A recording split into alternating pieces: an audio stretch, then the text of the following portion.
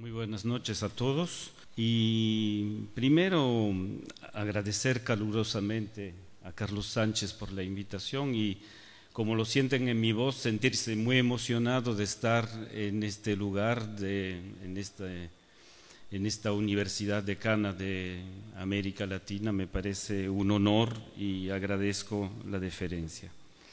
Otro punto, y agradezco al señor la presentación.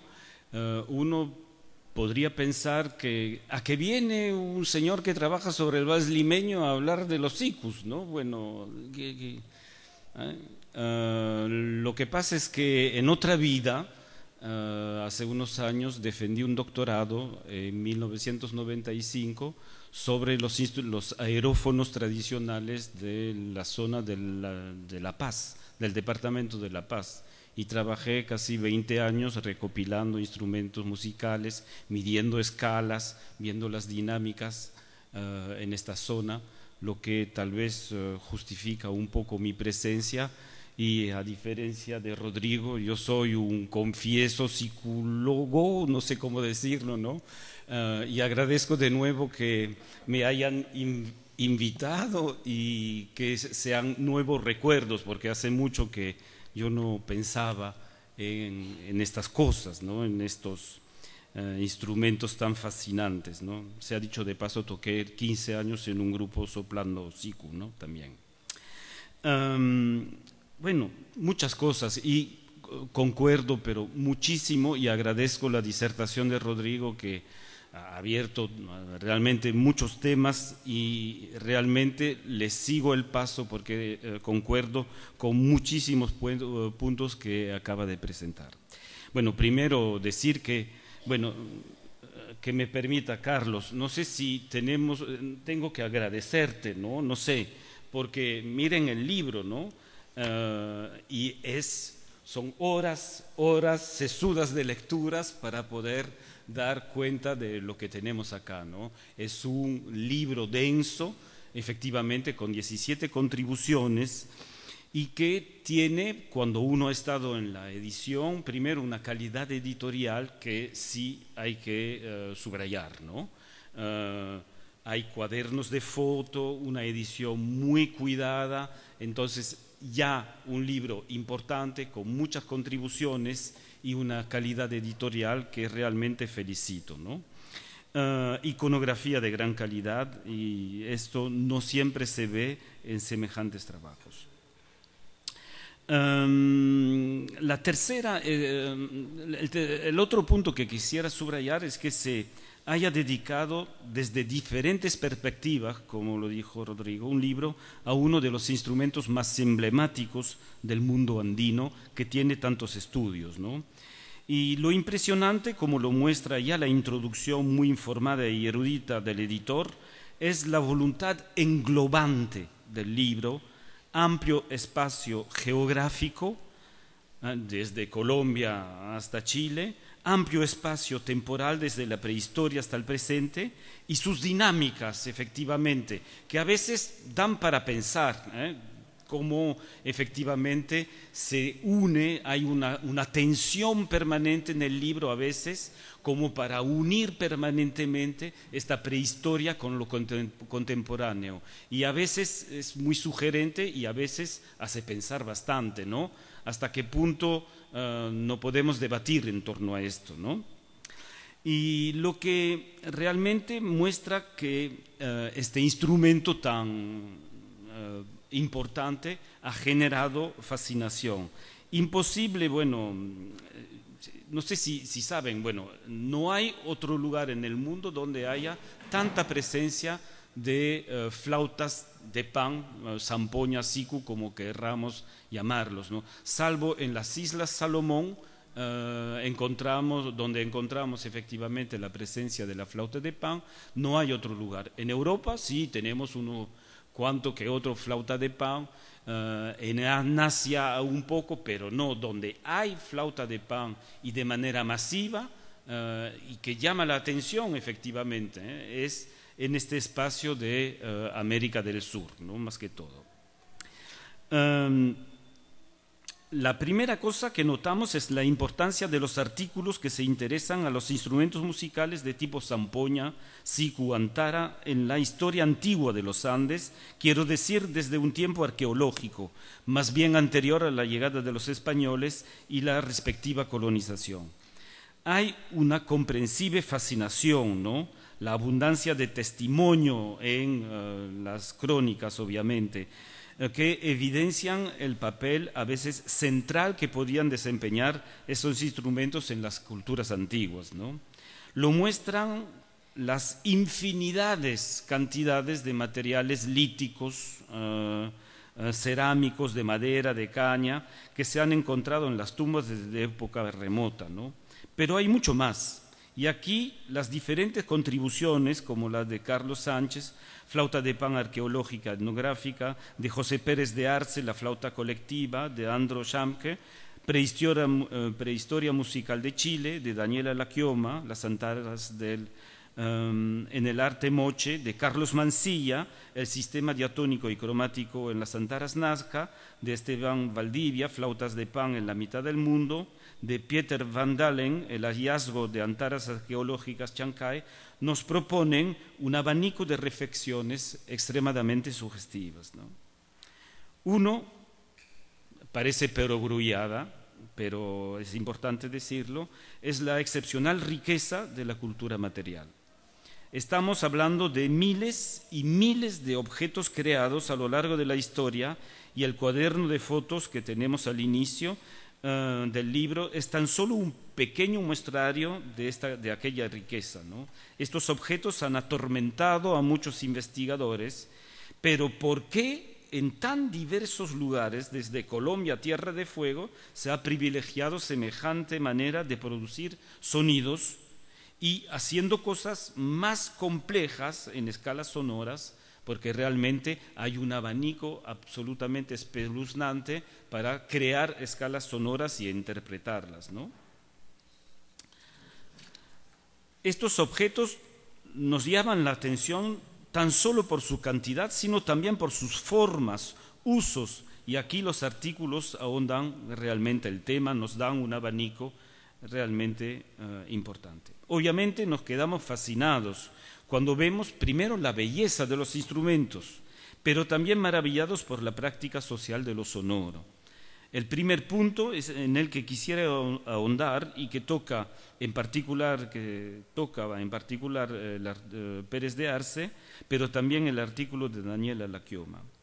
Tal vez más que otro instrumento andino, la flauta de pan exige un uso colectivo, aunque se use, como en el caso de la yarachi, como lo vieron en la película, la escala completa en cada instrumento, es decir, sin la distribución entre ira y arca, como lo encontramos mucho en otras situaciones, ¿no?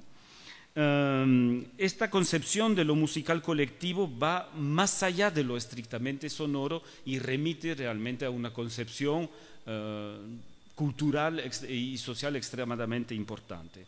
Los dos artículos se complementan, ¿no? Pérez de Arce recurre a mucha iconografía que evidencia la inscripción de estas prácticas en la historia larga del mundo andino y observa las diferentes etapas justamente de esta práctica colectiva. Este uso colectivo, este trabajo también en un lindo artículo sobre los cunas de Colombia, que usan un tipo efectivamente instrumento que me sorprendió, de hula hula 3-4 o 2-3, como lo encontramos en determinadas zonas de Bolivia, ¿no? La otra gran preocupación de los estudiosos es evidentemente el de las músicas y de las escalas sonoras, ¿no? ¿Qué música se podía tocar con estos instrumentos? Bueno, debo decepcionar a todos mis amigos arqueomusicólogos. Nunca, pero perdón, esta es mi posición, tal vez nos peleemos después con unos amigos que están acá presentes, nunca, absolutamente nunca vamos a saber qué música se tocaba en época precolombina. No había grabadora, ¿no? Entonces, sé que ha habido muchas proyecciones, pero lo que sí podemos hacer es medir escalas, y ahí la ventaja de la flauta de pan es extraordinaria, porque a un tubo determinado corresponde una altura. Y con diferentes tubos podemos medir, bueno, puede haber una variación de acuerdo a la técnica de soplo, pero normalmente sabemos exactamente medir a tal altura de sonido corresponde una nota, es el principio del órgano clásico, ¿no? Por ejemplo, ¿no? Y ahí sí se puede medir las escalas y se puede ahí pensar, conjeturar, únicamente la escala. Yo dudo que se pueda deducir de una escala el sistema musical de una cultura, sea moche, nazca, aymara, muy difícil, ¿no? Decir, ellos tocaban esto. Lo que sí se puede decir es que tenían una escala. Quisiera dar una anécdota para que me entiendan, ¿no? Ustedes todos conocen la tarca, ¿no? Instrumento emblemático también del altiplano. Y cuando los músicos argentinos que difundieron la música de los Andes en Francia, como los calchaquis, como los incas, se metieron con la tarca, tocaban la tarca como si fuera una flauta dulce. No sabían que para que una tarca sea una tarca, debe chillar, rechillar. Si no tiene la tara, lo que se llama la tara, mis amigos que cortan las tarcas las desechan, será para vender a turismo, para imagen. Una tarca debe soplar, tener este sonido tan importante. ¿Qué quiero decir con esto? Que el hecho de tener un instrumento, de disponer un instrumento, no nos dice cómo uno piensa que el sonido debe ser. Y eso es la gran diferencia. Entonces sí, el milagro del siku es poder medir escalas, y allí efectivamente tenemos el artículo de Carlos Mansilla sobre antaras nazcas, realmente muy sugestivos, ¿no? Porque es un tema que ha sido muy trabajado por muchos estudiosos, Ana Grusinskaya, Bolaños, Ocendales y Carlos Mansilla está midiendo y proponiendo justamente una teoría que, bueno, él propone diatonismo y cromatismo, nada menos, es decir, una propuesta muy sustentada, con muchas medidas, pero que realmente es una propuesta fuerte en el mundo de los que han trabajado estos temas de las antaras nazcas, ¿no? Muy sugerente. Entonces, gran propuesta realmente por parte de Carlos Mansilla, que merece más comprobaciones sin dudas, ¿no? Esta preocupación de lo sonoro va más allá de lo arqueológico, felizmente, ¿no? Y más bien lo incluye permanentemente para proyectarse en el presente. Y aquí nos encontramos con el artículo de mi amigo Arnaud Gérard. Yo he trabajado años con Arnaud y hemos medido centenares de instrumentos, ¿no? Y habla de la famosa segunda hilera de sikus, ¿no? ¿Para qué sirve la segunda hilera? ¿Es sonora o no es sonora? Lo que pasa es que la segunda hilera puede ser abierta, y si usted sopla en un tubo abierto no sale casi nada. Pero si está cerrado, la segunda hilera, claro, produce un sonido. Entonces él trabaja y discute esta temática realmente muy interesante, ¿no? Mirar la situación presente, si pasamos a los artículos que se dedican al presente, no podía sino plantear la realidad de las dinámicas musicales en diferentes grupos sociales. Y confieso que he disfrutado mucho los diferentes aportes sobre laquitas en ciudades de la costa de Chile, ayarachis en Chumbivilca, hula hula en Chayanta, siku en Puno, que dan efectivamente este abanico de situaciones con puntos de vista de los propios actores, pero también del propio analista investigador. El estudio de Pablo Mardones y Miguel Ángel Ibarra es, a mi modo de ver, emblemático de estas dinámicas culturales tan importantes como las que estudió en su momento Tom Turino en Lima o Coñima, ¿no? con los grupos de Sicu y de Tarca. Aquí los autores muestran cómo en un contexto urbano de la costa, es decir, una ruptura total con las realidades de la práctica llamada tradicional en la sierra, se desarrollan prácticas colectivas de música con sicus laquitas que se suponen son de larga tradición andino-aymara, música tocada a veces y se diría muchas veces por personas que no pertenecen de ninguna manera a los grupos rurales aymaras tradicionalmente identificados en este tipo de práctica musical. Más, muestran que esta práctica musical está totalmente desconectada del habitual calendario ritual que todos conocemos en el ámbito de la práctica musical rural andina. Dicho de otro modo, una ruptura fuerte, pero que mantiene la práctica colectiva de la ejecución del sicu laquita, lo que no impide que la actividad musical, y eso me parece realmente apasionante. El artículo de Carlos Sánchez y Paul Huanranca, denso artículo que tiene unos 60 páginas, es decir, ya como lo vimos en el video, realmente que aporta muchísimos datos, va planteando las sobrevivencias prehispánicas. A lo largo del artículo proponen dilucidar el tema de la terminología de la asociación habitual de la yarachi a los rituales fúnebres. Esto me ha fascinado porque efectivamente Ayacucho, bueno, todos pensamos en la terminología de los muertes, bueno, y ahí entra a tallar, bueno, otros grandes especialistas lingüísticos que ya dicen no hay que pensarlo de esta manera, sino de otra forma, ¿no? Pero últimamente, y puedo compartir la información, me encontré con un cuadro colonial justo el momento de las independencias, ¿no? Entre finales de la colonia, principios de la República, y justamente con uno que tocaba sin duda alguna a yarachi, con su caja y el único instrumento de una fila, ¿no? Y justamente en una escena de muerte.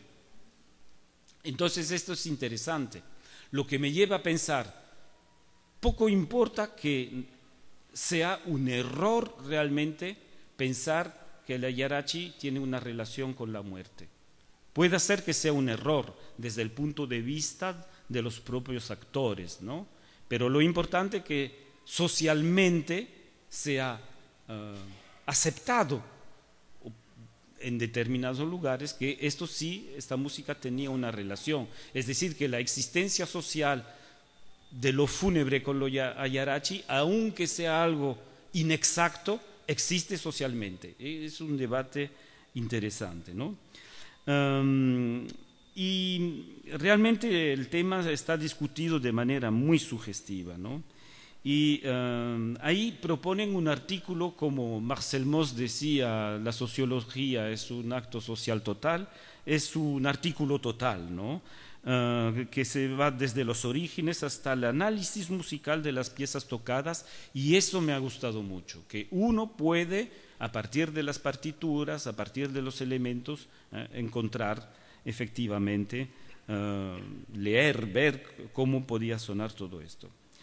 Esta tentación de lo histórico, como ya lo he dicho, marca todo el libro con una tentación de legitimación a veces, queriendo evidenciar a veces más continuidades que las invenciones dinámicas, que son, a mi modo de ver, las que tenemos que pensar, ¿no?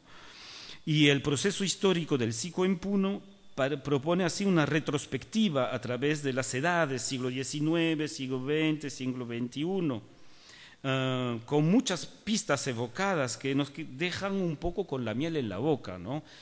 Es decir, que se va dando pistas para cada época, pero uno quisiera que a veces se ahondara más una parte en particular. Y concuerdo, vean cómo son las lecturas, leo lo que tengo escrito con lo que ha dicho Rodrigo, ¿no? El texto de Daniel Castelblanco es una joya, ¿no?